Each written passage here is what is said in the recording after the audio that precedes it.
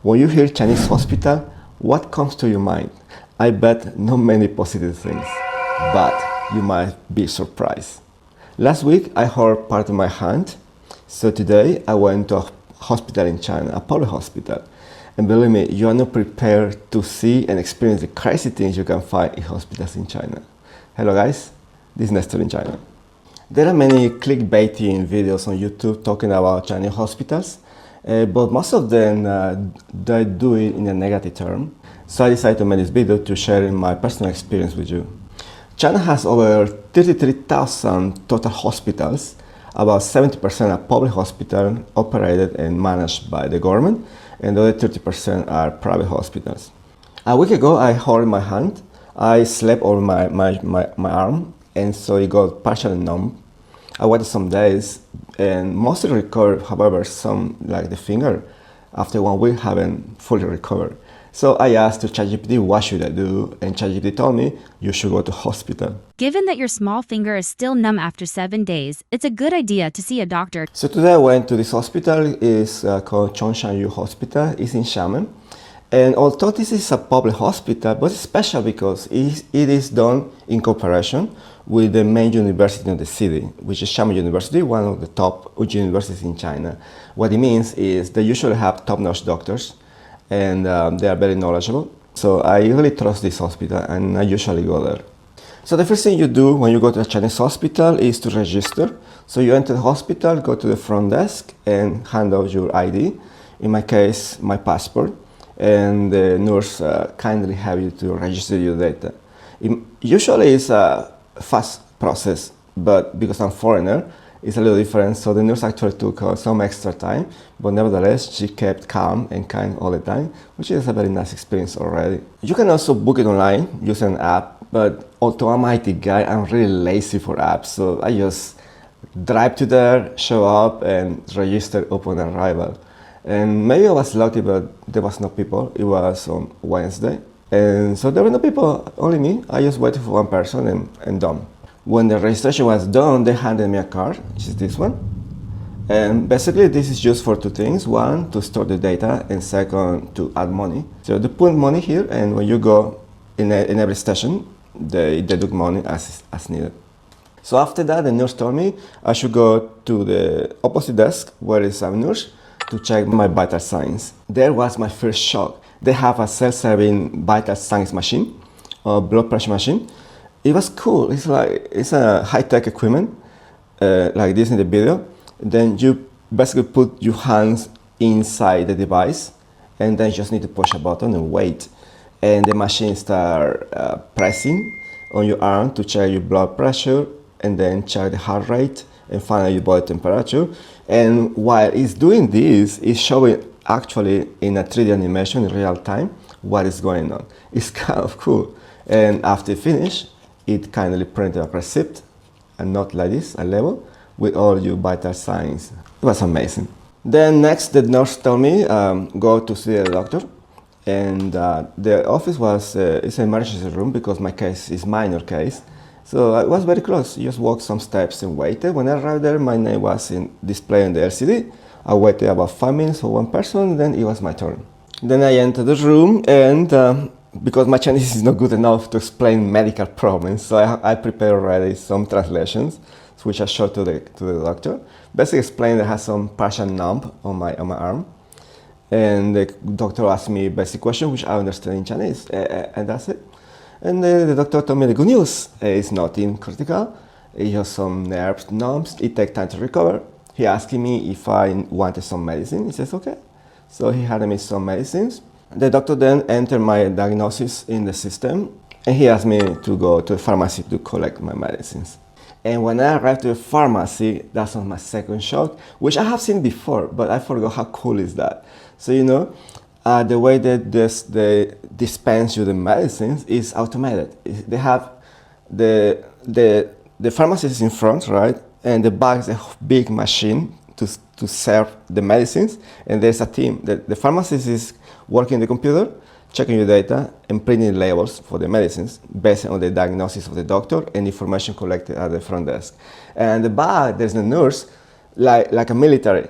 He's talking to you, but when the process starts, he just turn around and watching at the big machine, and the machine is cool. Here is a video, it's approximate, but the one we have in this hospital is cool because it's like a robot.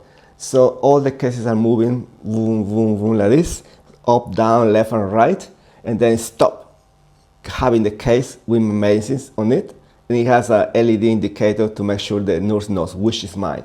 So it stopped there in the middle, and then the nurse just there, and then nurse just take the medicine, then hand it to the pharmacist, and the pharmacist just take it, and like this, and they just press the labels on each one of them from the machine. It's pretty cool, efficient. And here you can see the medicines. And this is the medicine I got. These tablets. I'm not sure what's this medicine. And these are small pills. It's vitamin B1. As you can see, it's perfectly labeled with my name and the information medicine, but most important, how to take it. Even if you don't read Chinese, you can see 3 times, 1 piece. And we have the same here. So this one is also 3 times, 1 piece. And it's done automatically. So that's so beautiful. And that's it. It was quickly. I left the restaurant with a big smile, not only because I knew my case was no big problem, but because really the amazing experience I got at the hospital, it was like out of a sci-fi movie. So I actually enjoyed going to hospital in China. And then, but finally, once I went home, I checked with ChatGPT what are these medicines for. And then I found out it's vitamins B12 and vitamin B1. And ChatGPT says these medicines are used to treatment for the nerves. It helps the nerve recovery and works better, which is what I need because it's numb, because I slept over for long period of time. And so, yeah, the doctor was actually knowing what he was doing, hopefully. How the Chinese medicine looks like. Actually so small. My vitamin B is the white one and the other is the brown one. So let's take it and start recovering. It didn't hurt. And the best part, guess how much it all cost me? $100? $50?